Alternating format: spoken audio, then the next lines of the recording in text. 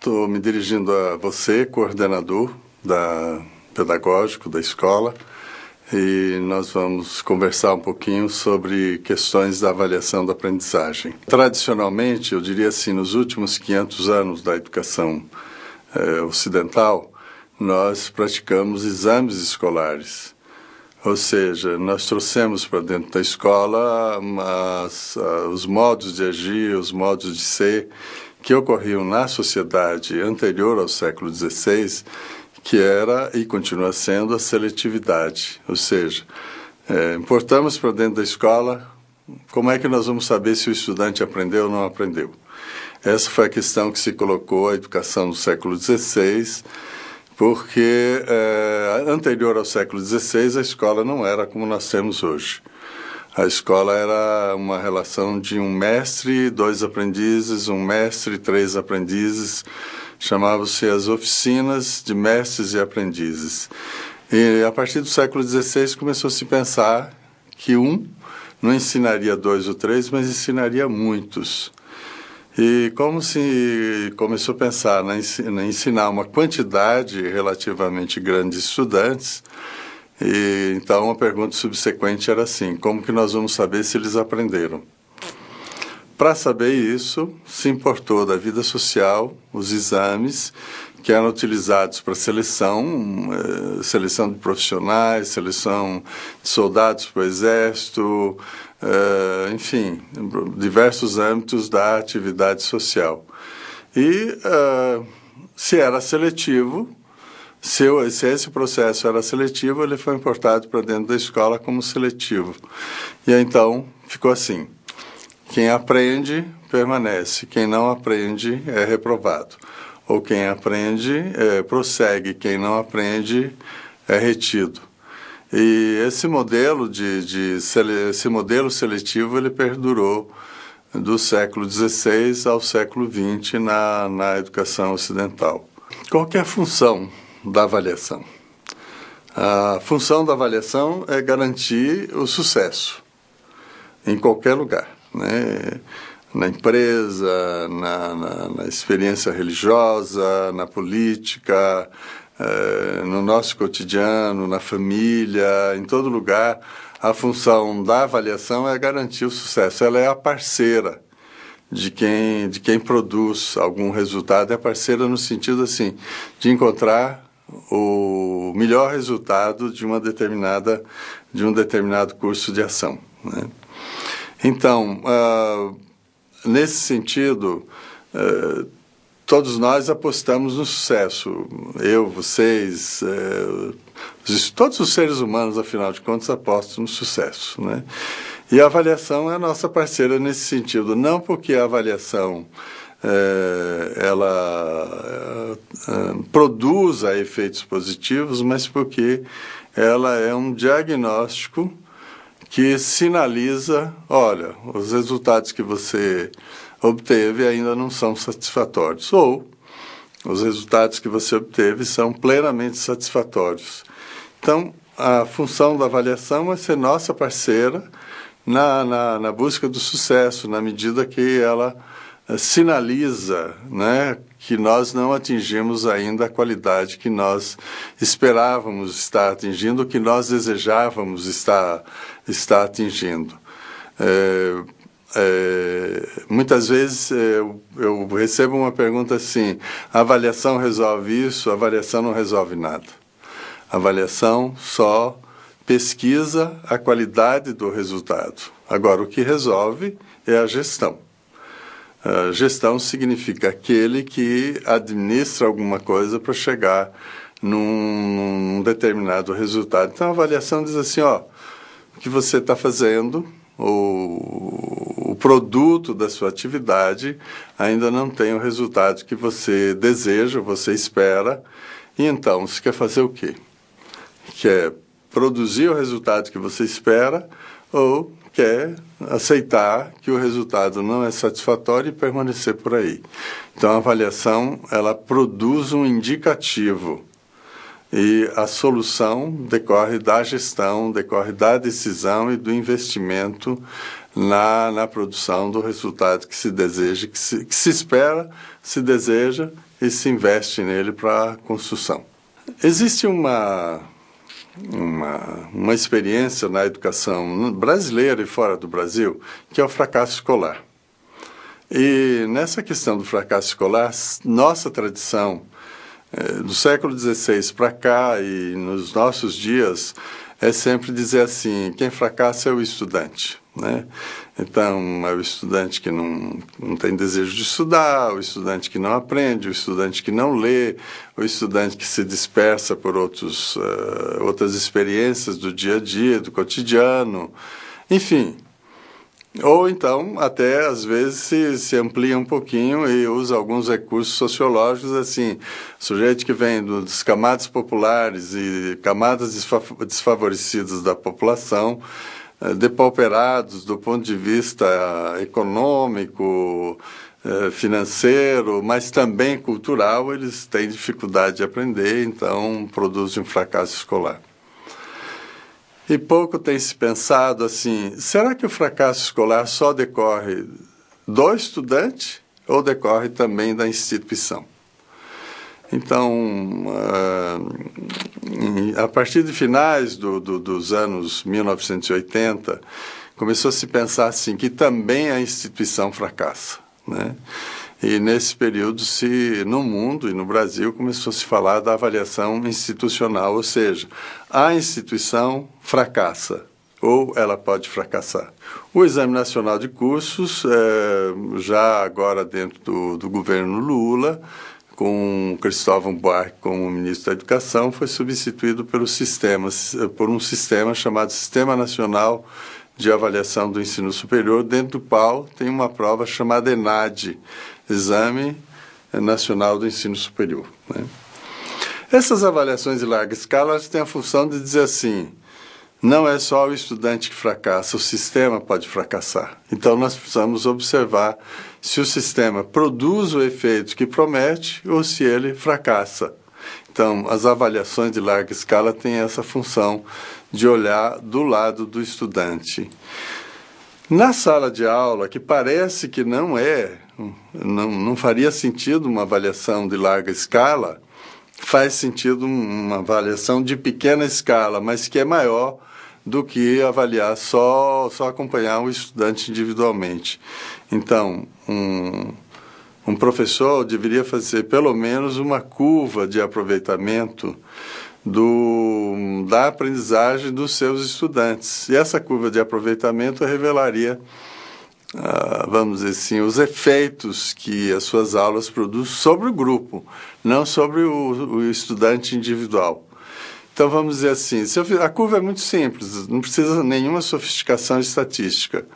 Se eu tenho 50 alunos, quantos desses tiraram nota 1, numa escala de 0 a 10, por exemplo? Quantos tiraram 2, quantos tiraram 3, quantos tiraram 4, 5, 6, 7, 8, 9 e 10. Vamos supor que dos 50 estudantes, 5 tiraram 8, 9 e 10.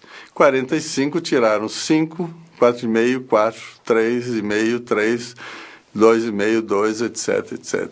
O que isso está revelando? Que esse professor, né, ou posso ser eu como professor, estou ensinando 5 pessoas e 45 não. Então, uma pequena curva estatística pode demonstrar a fragilidade do meu trabalho, o fracasso do meu trabalho, não é? E é claro, eu posso dizer assim, mas nesse fracasso tem também o estudante, tem as condições, tem tudo isso, mas é importante, com uma curva de aprendizagem que revela uma fragilidade, é importante a gente olhar para o que está ocorrendo para o sistema. Então,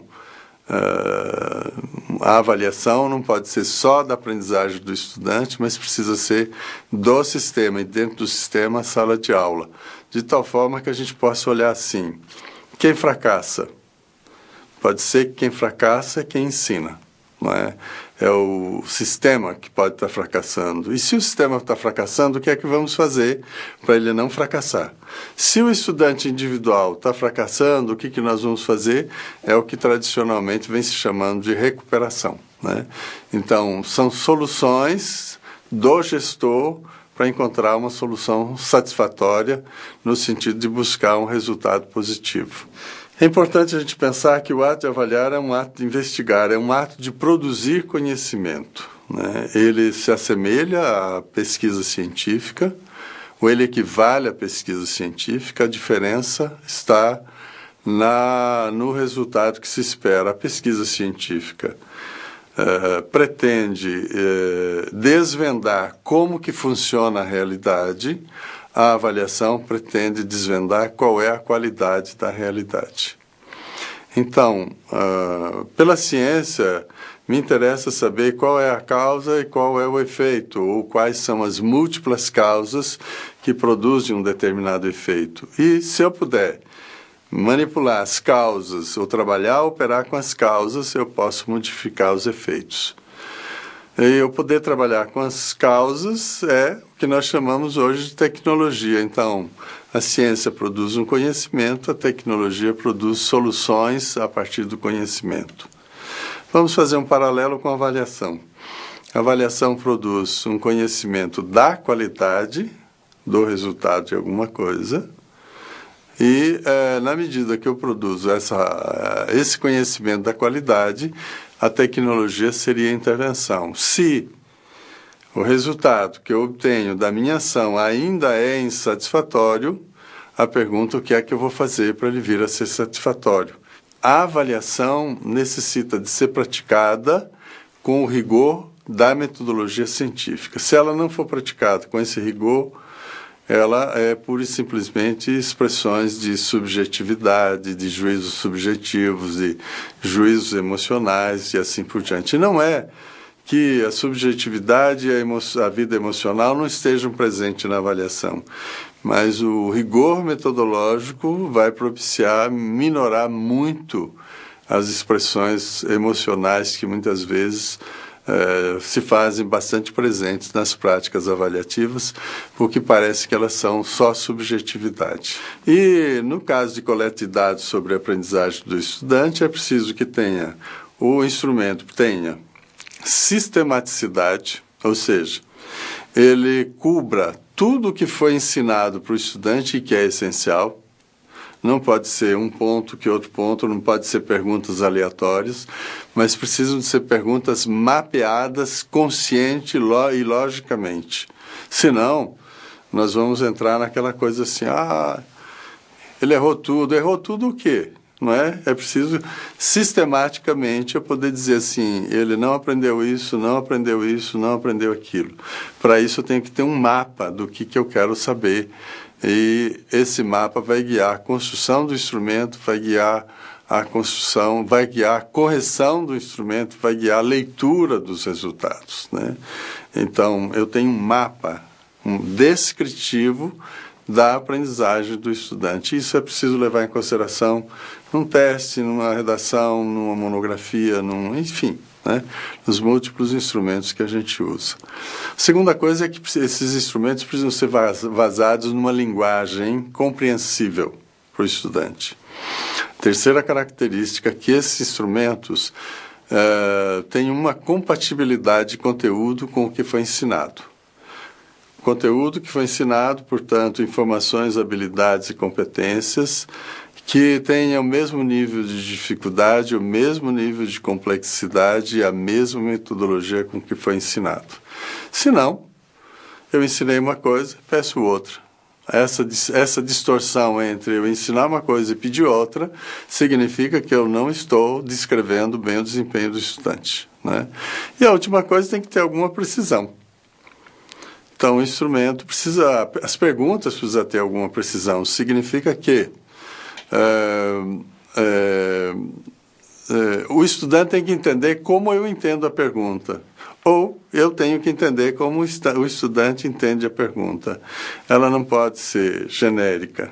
Pois é, outro passo é assim: depois que eu descrevo, isso que eu descrevi já é satisfatório? Então, para saber se alguma coisa é satisfatória, o único caminho disponível epistemologicamente é a comparação, é comparar o descrito com um padrão ou um critério. Tem um critério que permite observar se a realidade é qualitativamente positiva ou negativa. Esse critério, no caso da aprendizagem, nós estabelecemos no dia que nós planejamos o ensino. Eu vou ensinar alguma coisa e espero que qualidade, não é?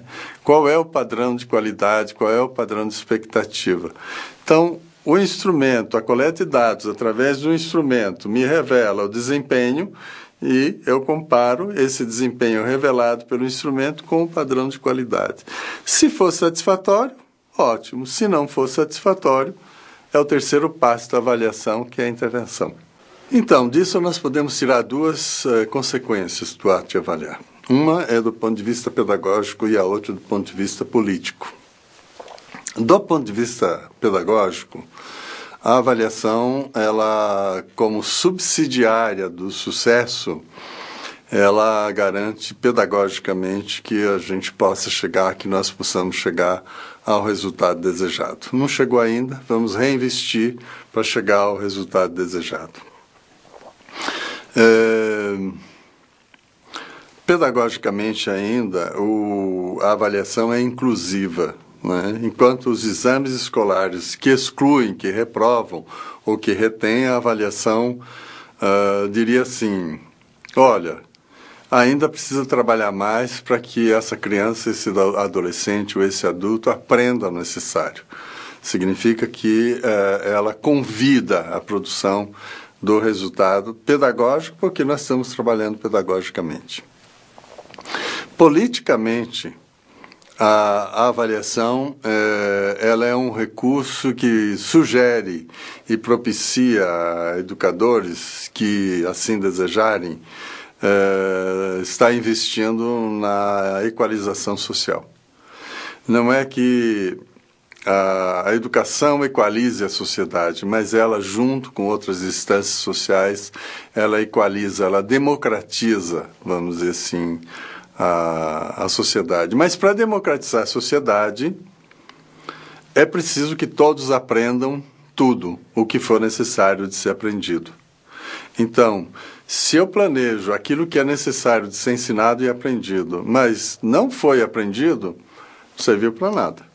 Mas se eu planejo aquilo que é necessário de ser aprendido e eu verdadeiramente invisto para que todos aprendam o necessário, eu democratizo não só o conhecimento, não só a cultura, mas eu ofereço aos educandos um recurso de democratização da vida social. Eles vão disputar o seu lugar na vida social. Então, a prática da avaliação da aprendizagem, ela não só tem uma eficiência do ponto de vista da execução do projeto pedagógico, mas ela tem uma consequência política revolucionária fundamental, que é subsidiar a busca do melhor resultado para todos. Portanto, ela tem a ver com a democratização, não só do ensino, mas a democratização da sociedade. E por isso que vale a pena investir nela, né? Eu agradeço essa oportunidade de estar aqui, agradeço a SM, essa oportunidade de estar aqui fazendo esse depoimento e esse contato com um coordenador, os coordenadores das escolas, e que se desdobrarão, acredito, se desdobrarão para os educadores desse país, né? Eu sou muito grato por isso. E desejo a todos vocês, desejo a mim, desejo a educação brasileira mais sucesso, né? Mais sucesso significa melhores resultados da aprendizagem dos nossos educandos, portanto, uma elaboração sociocultural mais significativa para todos nós. Muito agradecido.